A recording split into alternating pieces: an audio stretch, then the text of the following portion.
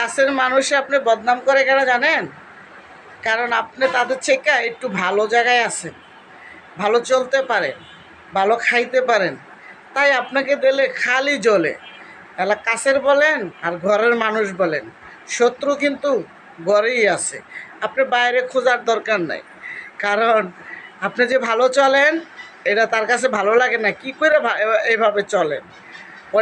ওদের কাছে জবাবদিহি করতে হবে, ওদের নিয়ন্ত্রণে থাকতে হবে, তাহলে ওদেরকে হুজুর হুজুর করতে হবে, তাহলেই দেখবেন আপনাকে দেখতে পারবে।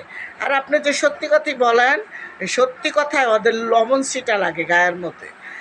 ওদের কথায় যদি খালি হয় হয় হয় করবেন না, তাহলে দেখবেন আপনি ভালো।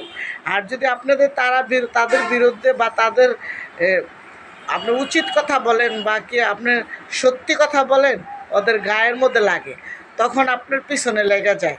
আপনাকে কিভাবে ক্ষতি করবে, পিছন দেওয়া করবে না সামনে দেওয়া করবে না ডাইনি দেওয়া করবে না বামে দেওয়া করবে। পানো সাপ যেভাবে নিজেকে আত্মরক্ষার জন্য সুগুল মারে না, ঠিক এটি এভাবে সুগুল মারতে চায়।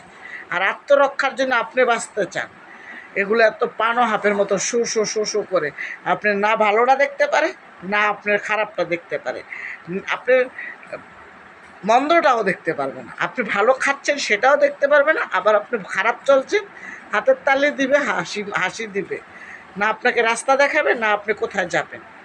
মানে ওদের সব কিছুতেই সমস্যা হয়।